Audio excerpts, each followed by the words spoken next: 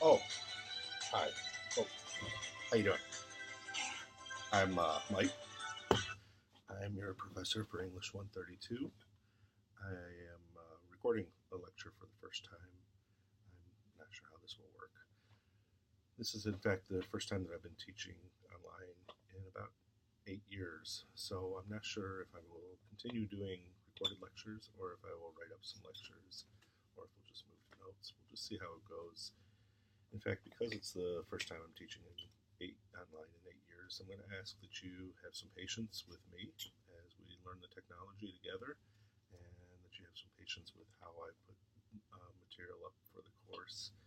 I'm hoping that I'm putting up enough information up to help you. If not, you certainly contact me.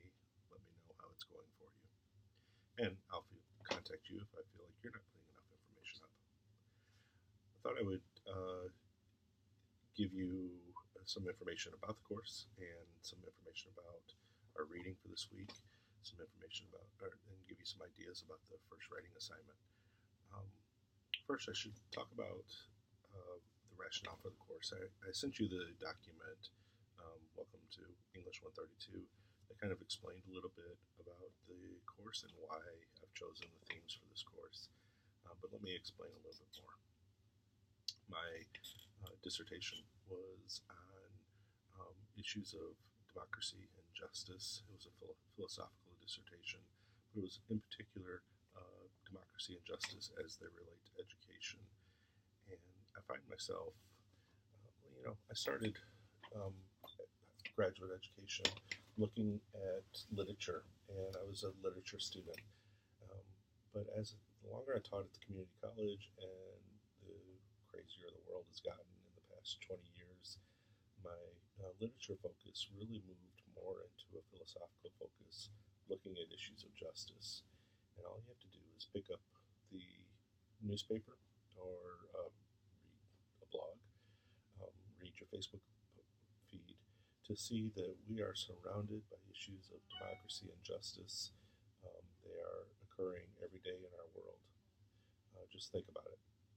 Shootings of black young men on the streets of cities by police, bombings of citizens by governments and by terrorists and by other organizations all around the world. Um, the idea of voter disenfranchisement, people who believe that Bernie Sanders should have won the election, or people who believe that Ted Cruz should have won the election, or that Donald Trump is a fake candidate, or Hillary Clinton is a criminal.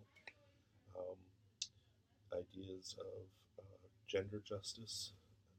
Just recently, there was a guy in California, a swimmer on a university swim team, who raped a girl and then got off with a warning because the judge did not want to ruin his college career. The ideas of the idea that women are regularly abused. Uh, 1 in 5 women will be abused in their lifetime. The racist dialogue that we hear every night on our newscasts. Um, Economic justice. I don't want to start off by being depressing, but our world is surrounded by problems of justice and democracy, and I'm picking that as a theme for this course because we so often get so frustrated by these ideas, by the things that happen around us, that we lose heart. And I think one of the real values of writing, and this is without a doubt a writing class, it's not a class in political philosophy, it's not a class in philosophies of democracy, it's a writing class. And one of the major ideas of writing is that writing gives you power in the world to concentrate, to comment on the world around you. But in order to be able to do that, you need to be able to have ideas that have substance. And in order to have ideas that have substance, you've got to know about other people's ideas of substance. So this is a course on ideas. Your ideas, my ideas, the history of others' ideas, the important ideas that develop the social structures around us. That may not sound like the most exciting course. I've taught English 132 with a concentration on apocalyptic literature. I've taught English 132 with a concentration on video games.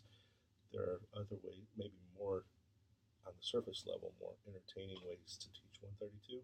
But this semester, I wanted to do something a little more weighty.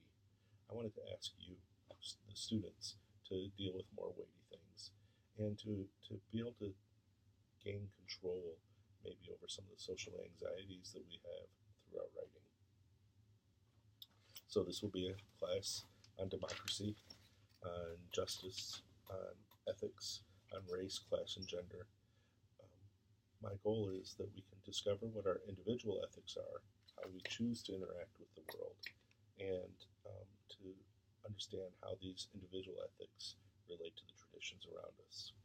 Of course, first and foremost, this is a class in writing. This is a class that's asking you to take what you did in 131 or in your freshman Comp 1 class and then start to transform it a little bit more. You've already gone through a great transformation, moving from high school level writing to college level writing, where you start to develop arguments and you start to deal with sources and you start to think about rhetoric. And in English 132, we're going to start to deal with other people's ideas and how they intersect with our own. That means it's going to be a course that focuses on research and focuses on developing argumentation. Your reading for this week, and I should say that all this information, all the tasks are listed on the weekly screens that will come up for you. That work should be done from Friday morning to Thursday night of the following week. The dates should all be clear as long as you read the material. And since I mentioned the word reading, let me also say you cannot take an online class unless you read. Almost every bit of this course will be based on reading and writing. And if you're not participating on that level, this class won't work for you. So one of your readings for this week was the introduction chapter of Approaching Great Ideas. And that introduction chapter asked you to consider how you read. How do you engage in your reading? How seriously do you take your reading? And how can you make your reading more meaningful? It gave you a lot of tips on how to read. It showed you what types of things you can do to pre-read and to read more deeply, what kind of notes you can take. I'm sure you've had those kind of lessons before, but the chapter is a good reminder and also probably a good tool for you, because this class may have some more difficult reading in it than you've had in previous classes. In particular, as the chapter starts to wrap up, it has information about how to respond to the reading that you're doing, how to use your reading to help you engage through writing. It's a fairly straightforward chapter. I don't feel like that you need a lot of commentary on the chapter. I feel like it will probably be pretty clear. If you have questions, there is a space on our online Moodle room for talking about the class. I call it the hallway discussion. I forget exactly what I called it. And the idea there is that, when you're in the brick and mortar classroom, often people come 15 minutes, 20 minutes before class. They stand out in the hallway and say, "Did you do the reading? What was on the reading? Oh God, I hated that piece of reading. Oh, that sucked. I can't even believe you made us read that. I don't see what uses that is." That place for the hallway discussion is where you can have those kind of discussions virtually throughout the week. And you can feel free to post whatever you want there. You should keep in mind that anybody can read it. I can read it. All your classmates can read it. So as you write your comments there, you should think about how you're writing them and what you're trying to get out of those comments. But I think it's a really good place for you to talk about the book, the chapters that we read, to ask questions what people think. We will also have ongoing, more focused discussion boards where I will ask you to respond to specific prompts about our readings. We'll take a break, and then we'll talk. I want to talk just a little bit about the Durkheim and Dewey readings. So you had two short essays, and most of the essays in Approaching Great Ideas come from longer works, and they've just been excerpted. I don't know if I said that right, into a very short essay that's really digestible. You can read it, you can sort of understand it. If it's really hard to read, and both Durkheim and Dewey are writing at a high level with while writing in the early 20th century. So their ways of writing are a little bit different than us. It's really short though, so you can really spend time to bite into it and figure out what's going on in it. So Durkheim and Dewey are both important thinkers, and they think about similar things, but they think about them in very different ways. One of the things they think about is how we build a society and how that society gets formed and who does the work of forming it. For Durkheim falls into a type of Platonic tradition that believes in the elite. And what he argues, and he's not alone in this at the time period, there are many thinkers that argue about the importance of an elite, that is, people who are more well educated, who have more knowledge about the world, who read a lot, who have gone to school, and frankly, who probably have money. But Durkheim believes in elite, and he believes that the intellectual elite are the ones who should be guiding society through their writing. They are the ones who should be using language and ideas to teach society about important moral issues, about democracy. Dewey, on the other hand, believes that people should learn, all citizens, all people of a society should be learning. All citizens should be equal participants in a society, and the vehicle through which they do that is education. And so Dewey has a much more democratic idea of knowledge. Everybody has access to knowledge. Everybody should be educated. So, and the purpose of education is to make everybody be able to participate with knowledge. I'm a Dewey man. In fact, my dissertation has long sections on Dewey in it, because Dewey really believes in the power of education to make us a more just society. And that's what I believe too. But Durkheim has his value too. Durkheim, his ultimate goal is that we need leaders who can transform society, and the leaders are the ones who have already been through the educational system, have become a specialized elite who can now lead us out of the darkness and into truth. I had you start off with these two ideas because this is a class about ideas. And if we're going to think about ideas, we should think about who has those ideas, why it's important to have ideas, and how those ideas can help us transform society. In addition, those two ideas are moving into our first paper assignment. I've posted that paper assignment for you, and you can read it. It's under writing number 1. It's called Public Voice. I wanted to make a couple comments about the assignment. It's not due until week 3, so that's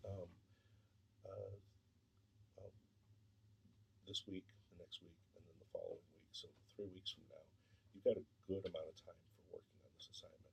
And being able to do this assignment, I'm asking you to look at Durkheim or Dewey, and then to think about your own personal experiences and how they relate to one of those two writers and their ideas. So you could think about an intellectual elite and how your own writing and voice has been affected by an intellectual elite. Or you could think about the power of education and how it's helped you transform your own way of speaking so that you can better participate in the world. It's a formal paper. You should be writing a 3-page paper with that. That means thinking about all those things you learned in English 131, thesis statement, introductions and conclusions, supporting points and evidence. One of the things that you'll see is that I don't care so much about a 5-paragraph essay or 3 major points. That's not what writing is. I care that you have an idea, that you can establish an idea, and that you can set out to prove it. We'll talk more about the paper assignment in the coming weeks, and of course I'm always willing to respond online. My voice is getting a little tired, and you're probably getting a little bored, and I should probably sing or dance or do something to make this a little more entertaining, but that's about all I got. I hope you enjoyed the class, and you can feel free to email me at any time. I will do my best to respond. I'm a little slower on weekends because I'm chasing children. I chase them through the week too, but at least I have some set off time so I don't have to chase them while I'm teaching. I'm also here on campus at HFC on Monday, Wednesday, and Friday. I'll be in and out on Tuesday and Thursday, but I have definite office hours on Monday, Wednesday, and Friday. Even though you are an online student, you are welcome to come into my office and meet me face to face, and we can talk. I'm not that scary. I'm happy to talk with you and happy to work with you. I hope you enjoy the class. Please keep in contact. Let me know if you need anything from me, and let's have a great semester. Take care.